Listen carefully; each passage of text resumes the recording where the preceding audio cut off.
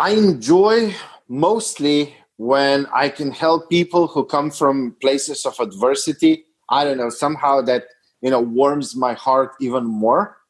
And when I help entrepreneurs actually achieve freedom. Welcome to Create New Futures. Thought-provoking conversations with leaders, experts, and interesting minds. Join us as we explore ideas and reflect on practices that you can use and apply to create and shape the future. With your host, author, and strategy consultant, Aviv Shahar. Welcome to Create New Futures, where we develop conversations with successful leaders to explore how you can create new futures for you and for your organization.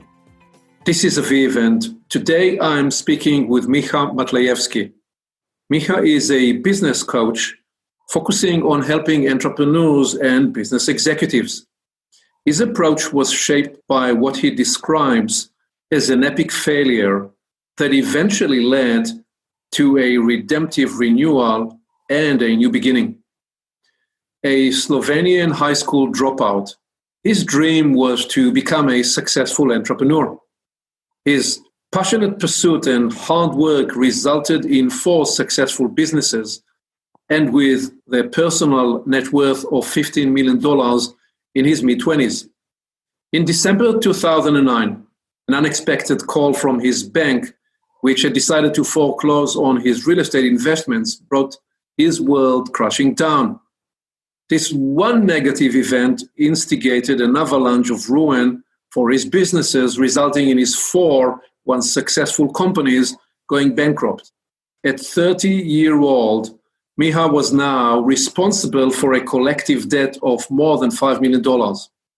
And then, with suicidal thoughts in his head, Miha decided to embrace his failure and began to climb out of that situation and take charge. He then proceeded to create a new startup, generating 8 figures in less than a year. His story went viral in Slovenia. He is now known as the Fail Coach. In that capacity, he helps entrepreneurs around the world embrace and have the healthy kind of relationship we all need to learn with failure and with the goal of reaching a higher level of success. Miha, it's great to have you here. Welcome.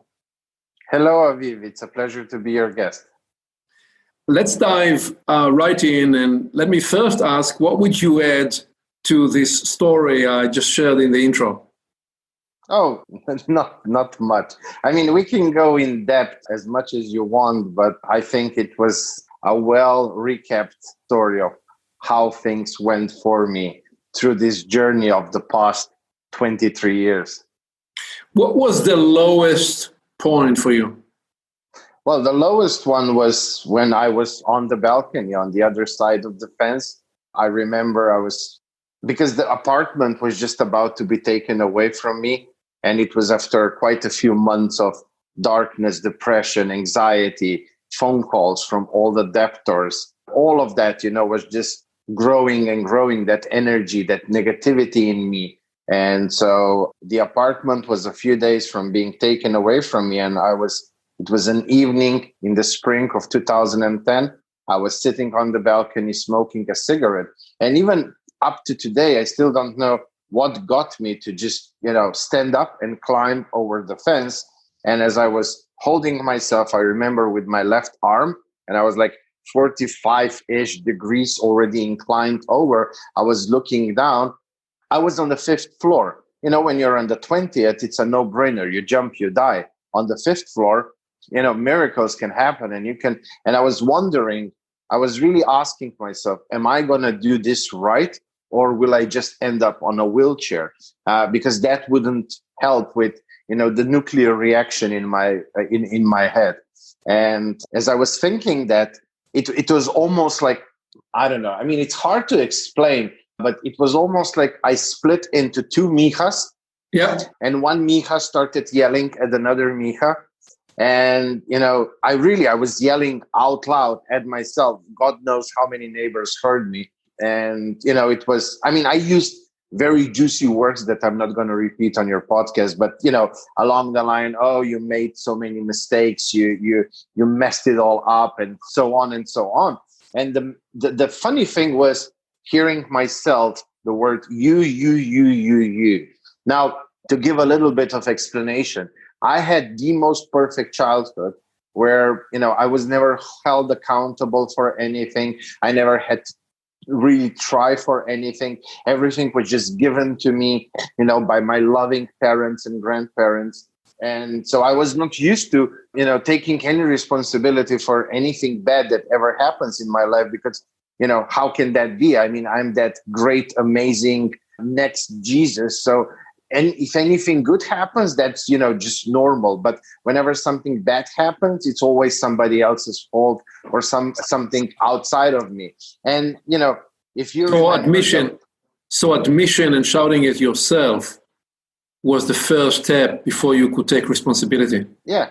And, if you remember those times, it was very easy to find blame outside of you. It was the world crisis, recession everywhere, media in the US, in Europe, everywhere. It was just governments are not doing their part. Banks are to be blamed, politicians, and so on. So it was very easy at that time to find blame outside of you. And that was, how I coped with it until that moment on the balcony. And so that was first time ever for me personally that I actually took responsibility. I mean, it was hard, figure, oh, it's me, I made, but, because there were these flashes of memories. I signed that deal. I went for that project. I decided to, get this bank's funding and so on, and co-sign this document and that, and vouch for this. When you begin to take responsibility, what happens? What is the internal shift? At first it was hard, but then next moment was really the aha moment. And it was, I already did it once. I can do it again if I do things differently, if I make different decisions. And that was so empowering, more empowering than all those burdens that were, kind of on me. And I found that little ray of light in that situation. And I climbed back and I started fighting again. If I slow down and listen deeply to what you said there, what you describe is not the definition of responsibility, but the definition, that pivot that you're describing was you saying to yourself, I can succeed again, I can win again. And I saw that rediscovery of confidence in yourself perhaps is what leads to taking responsibility. In other words, I'm listening to you, I'm thinking, we are only prepared to take responsibility to what we believe we can actually carry. Because when you take responsibility, you carry the weight. You felt you could make it, you can again succeed. And because of that, you said, I'm going to climb back from this very difficult spot.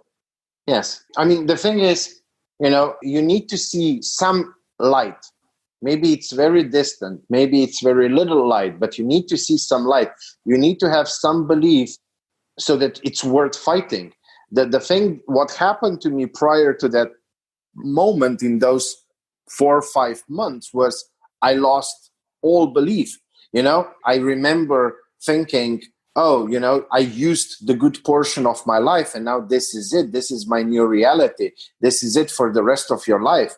And that's why I started, asking myself, is it even worth living and so on? And that's why the whole idea of suicide started creeping in, because I saw nothing. There was nothing for me, no little ray of light to grab onto.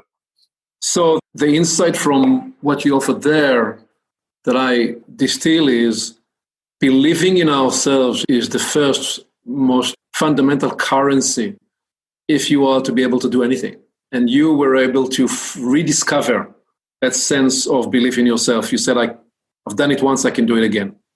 Yeah, I think that, in general, you first have to believe before you can actually start moving towards any goal. If you don't believe, like why so many people they quit smoking, and then they start again and again and again and again, because they don't really believe that they can actually stop. With everything in life, I guess you first need to have that belief, oh, I can do it. And then that gives you the motivation, that gives you the power. And, one thing that I really want to make sure to emphasize here, often people think when I share this story in a shorter way, people think, he had the aha moment. And then, from there on, everything was just smooth sailing. It was like 3.5, almost 4 years of daily battles between old Miha, new Miha, old habits, new habits, this way of doing, that way, not being motivated, weather changes, this, that. Like everything was a struggle. Every single day, every single hour was a huge struggle. But yes, I had that ray of light and I was fighting for it. The more I was fighting, the stronger I was becoming, the closer I was to actually doing something. And I remember, you reminded me right now. I haven't talked about this on any interview so far, but I remember distinctly that was in 2010. My startup was started in 2014. But I remember in 2013, after 2.5 years of battle, I already grown a lot, learned a lot, and so on. I wasn't able to explain to anybody why I think I will be able to. I had this idea for my new startup. It was an energy efficiency startup. I was sharing it with everybody. Most people were telling me that I'm just crazy. And I wasn't able to, empirically or factually explain why I know I will do it. Why this will be a success, why I know that I will get out of it. But that was this strong, deep belief in me. It was just a feeling, a sense. I don't even know how to explain. Even in Slovenian, I don't know how to explain it with words, because there was nothing at all that, would validate that and say, oh, yes, because of this, I believe that this is, it was just something deep in me. And I knew I'm getting close to that moment where things will turn. Right. Well, let's keep in time. We'll travel back and forth in time, but let's talk about today in these recent years and in this time now. When you reflect on all the facets of your current work, what do you enjoy most? I enjoy mostly when I can help people who come from places of adversity. I don't know, somehow that, warms my heart even more. And when I help entrepreneurs actually achieve freedom. There is this thing, like when somebody identifies as an entrepreneur and you go and ask them, like, why, what's your why? They will all say freedom.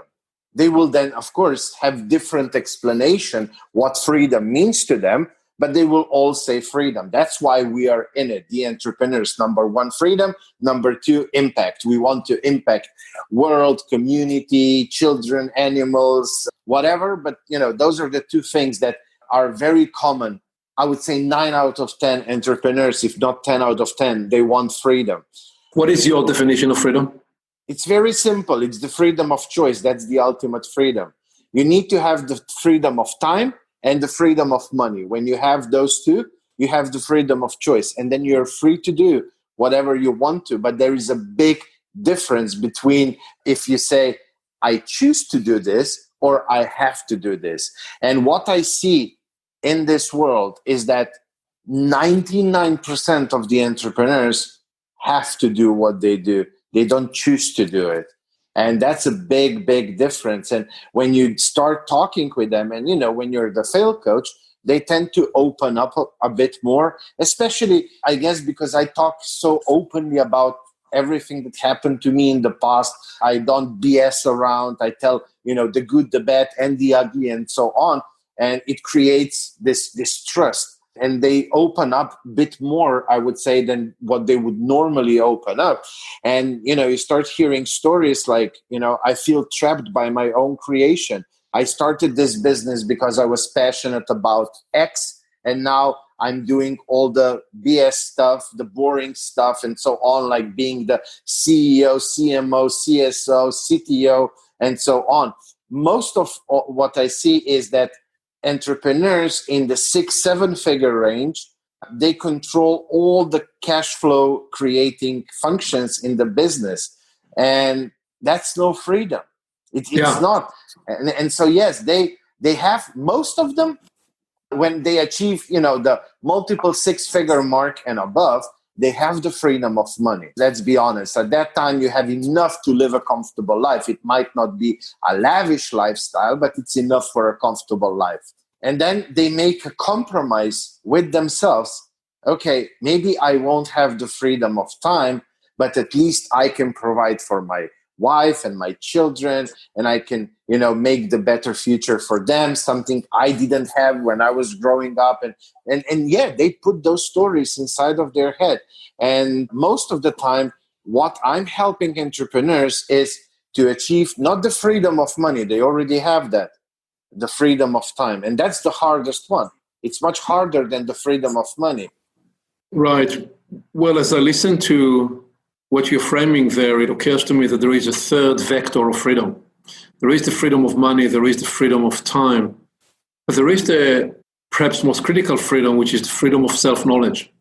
Because unless people know themselves to the degree that they're able to calibrate what indeed drives them and why they do what they do, then they become slaves, you said, slaves of their own success, or slaves of the very thing that they have created, without the ability to extract themselves out of that situation.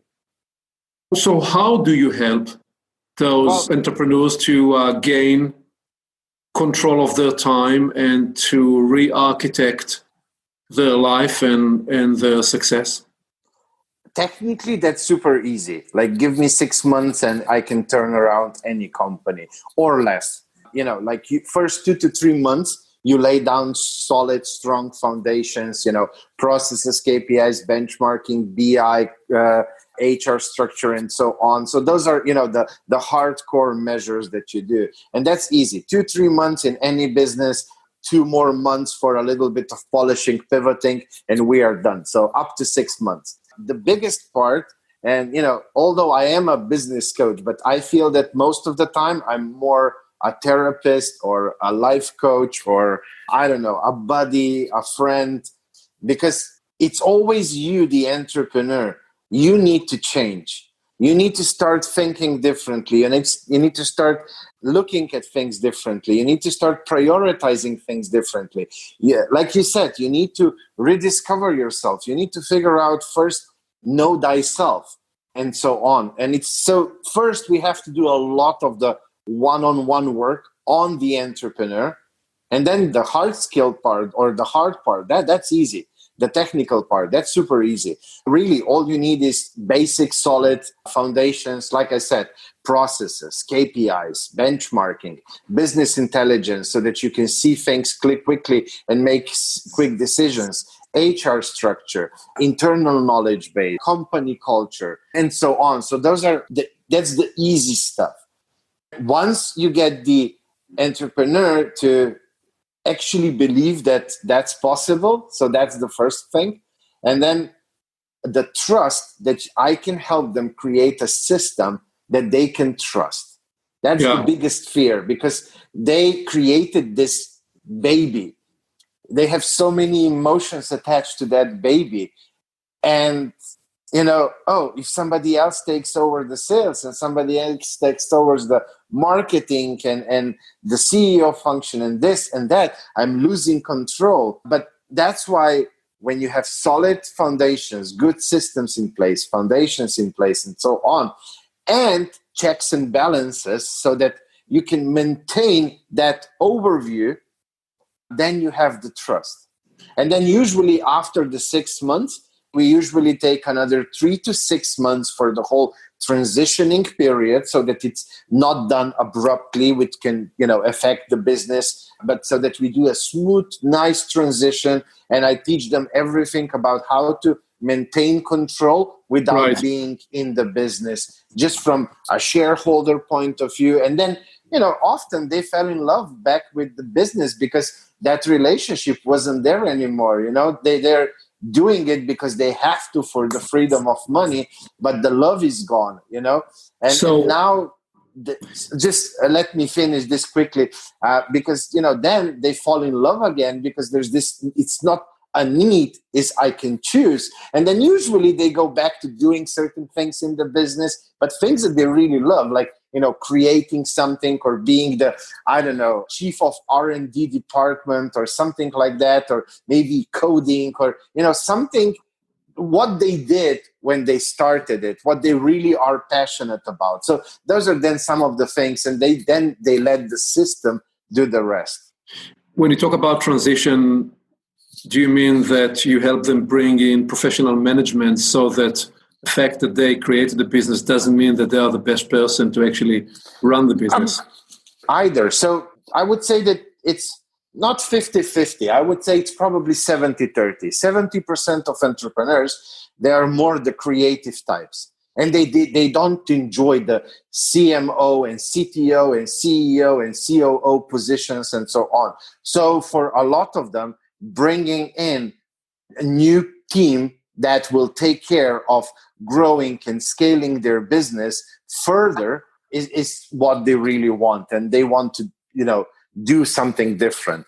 Then I would say probably about 30% of them, they really want to learn and become, go to the next level. I would say they are like Jeff Bezos. Jeff Bezos started as a startup founder, 20, 30 years ago, but he really went from one role to another. And, look at him now, a classical CEO. So entrepreneurial about him anymore.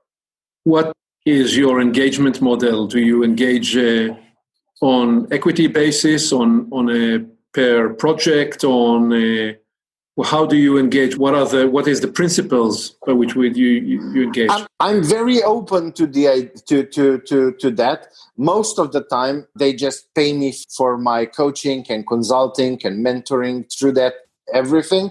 What I always start with is I start with a very, very thorough due diligence. So that's like, I don't start without that. So if you have a multiple six-figure and above business, that's where we start, because I can't commit to something without really having the outside perspective from my point of view, where the company is right now, where they want to be in 2-3 years time, what resources are available, and not just money, but also do they have the human resources? Do they have, other resources? Is the business model good enough to grow and to scale to that? Do we need to change that?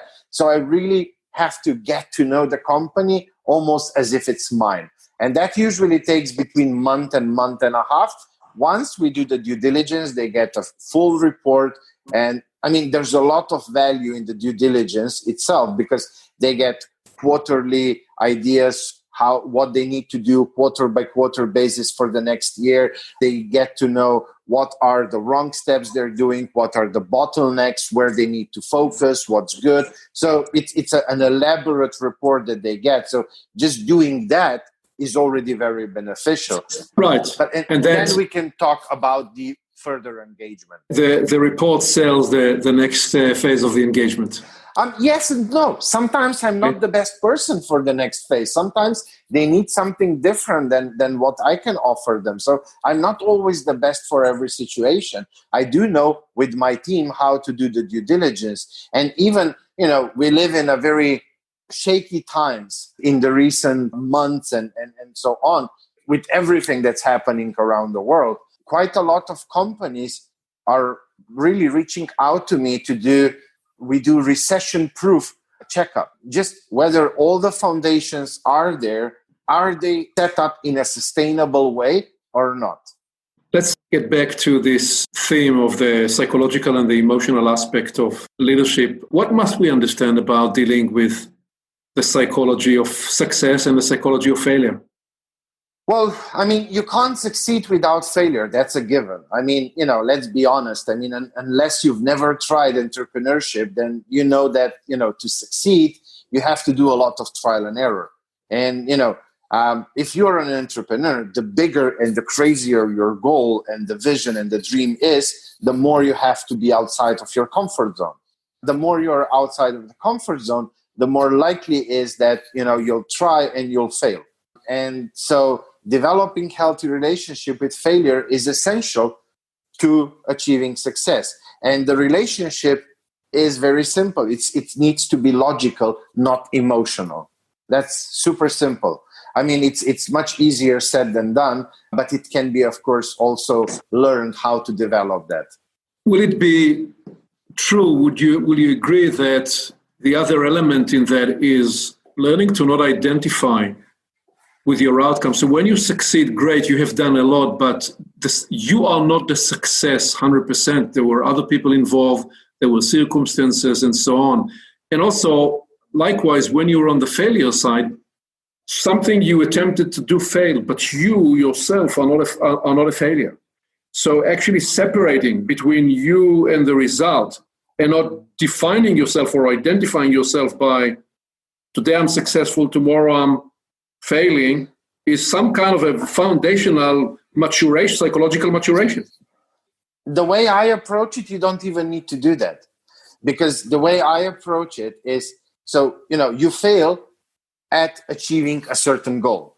So the first thing is, did you set your goals with the SMART technique? I use the SMART technique, SMART goal setting. So, if I say I want to move Mount Everest to the US, that's not a SMART goal.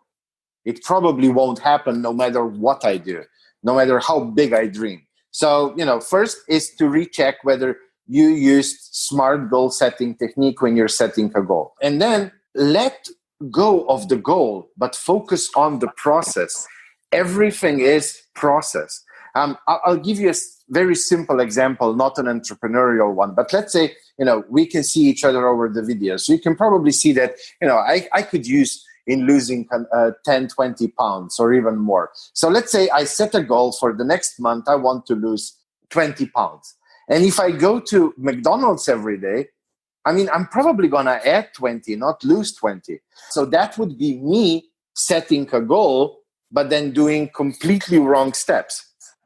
Or maybe I am eating healthy, but, I eat 10 bananas and 5 salads and 2 portions of salmon and 3 avocados and I don't know what. So I am eating healthy food per se, but my caloric intake is far greater than what I would need to achieve the goal. And that would be an example of bottleneck. I have a bottleneck that I might not recognizing. So like I said, your relationship with failure, and it's not so much with the failure, it's really with the goal setting. You should be very logical about it, not emotional.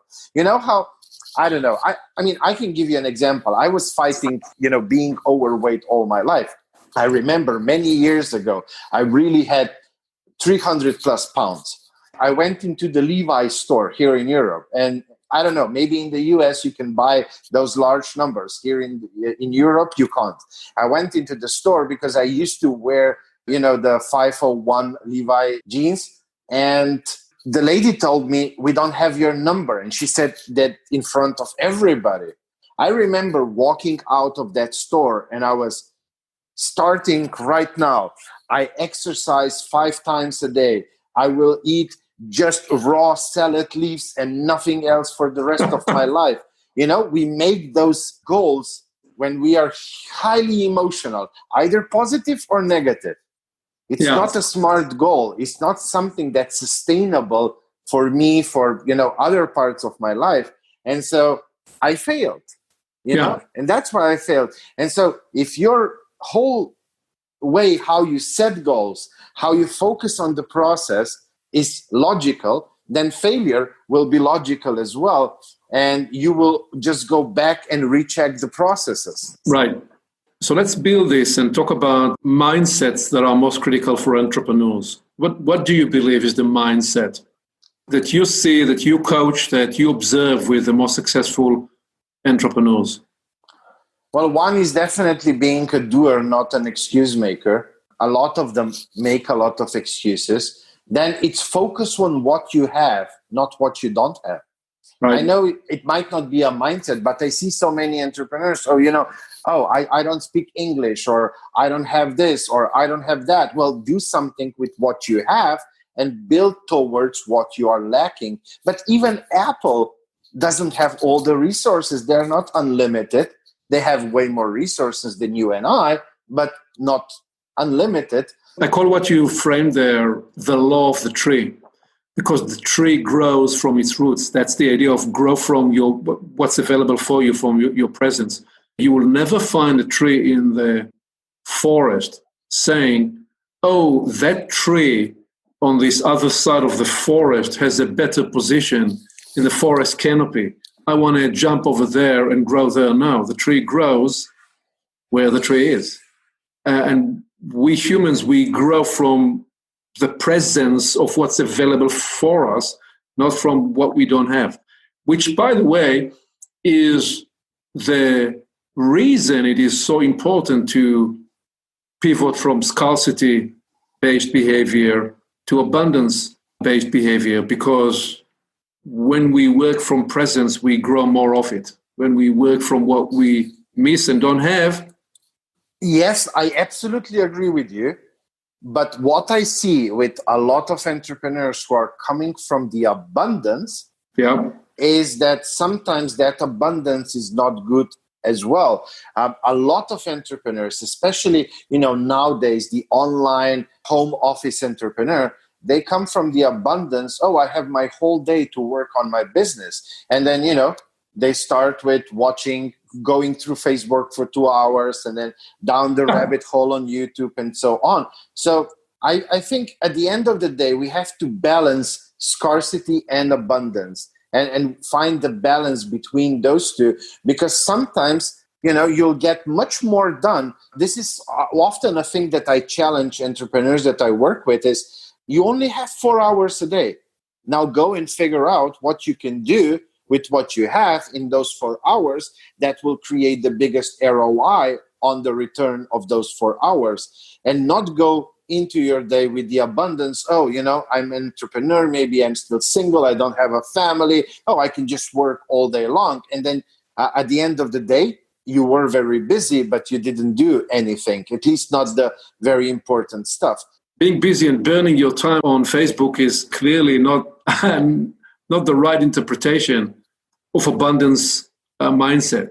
So given what you're describing, what are the 1 or 2 or 3 most critical skills you find that you need to hone with your clients and help them build? I'll just give one more mindset that I believe is very important, and especially with how the world is changing in a fast manner and more faster, permanent beta mindset. Always growing, always learning. Everything is in permanent beta. Nothing is carved in stone. And applying that every day. And the 3 skills, I would say number 1 is doing reflection. Reflection is so much more important than anything else in your business.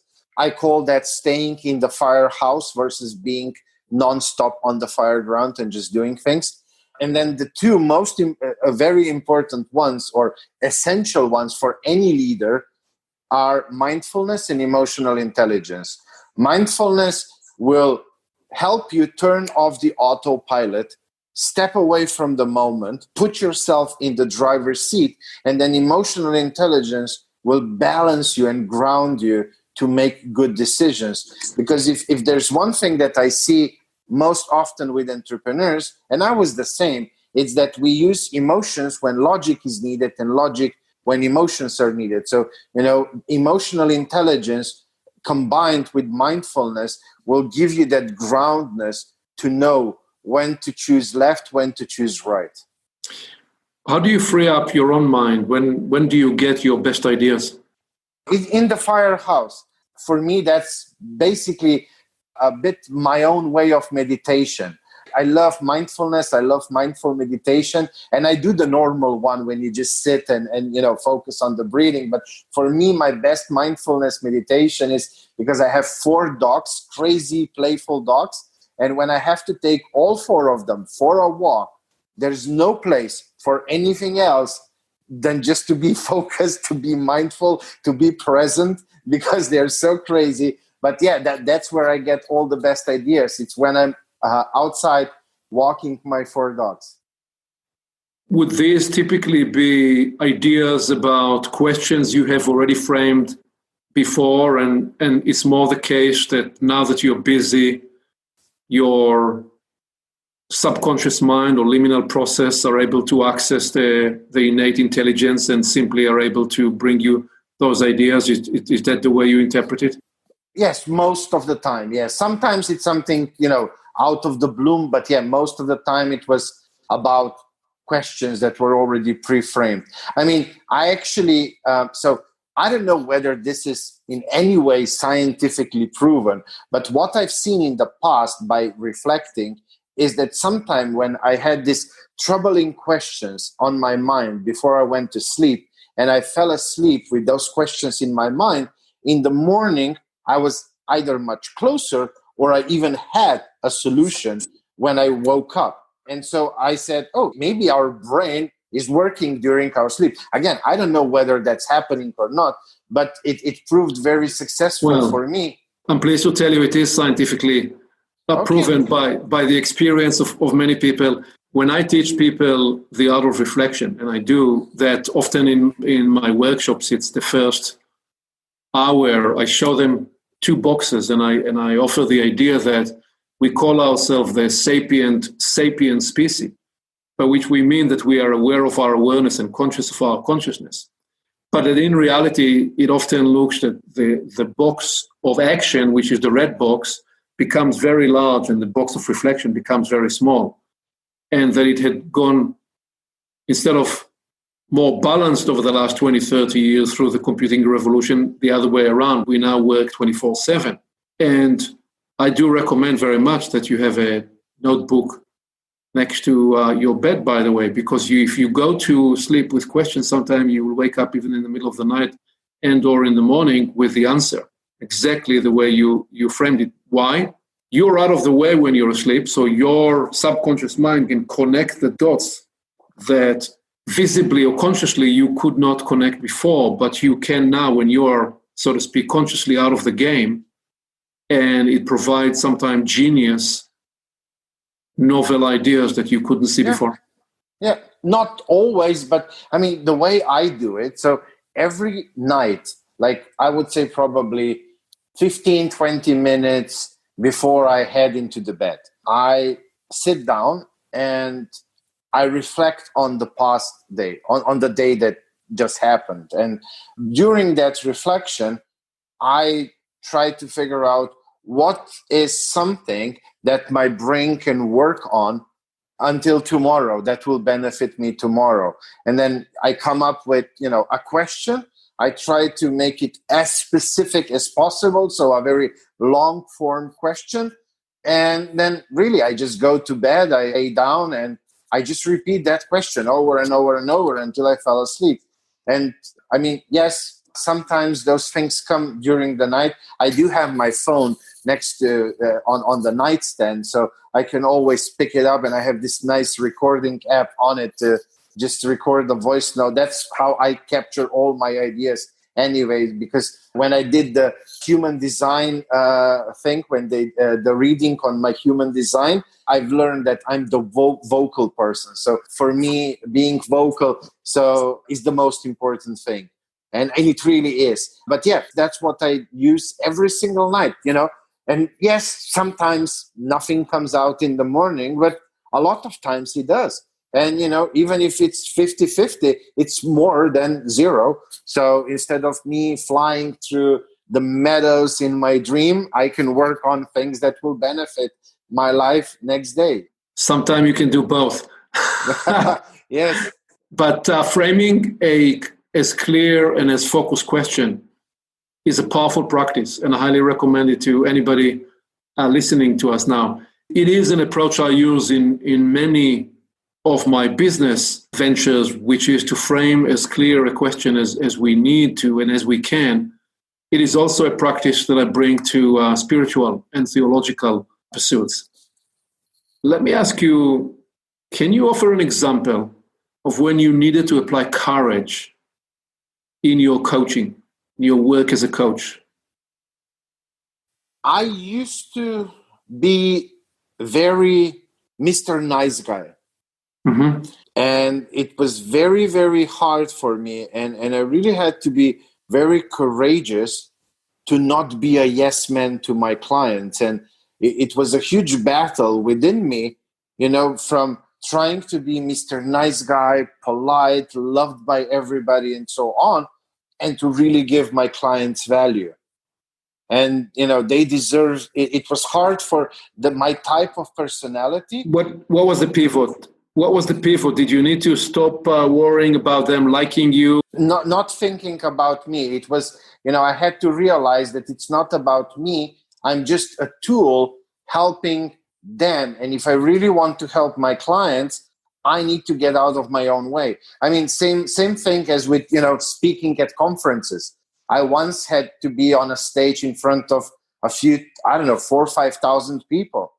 And, until probably a minute before I went on a stage, I was just thinking, like, why don't I just start running? Why do I need this?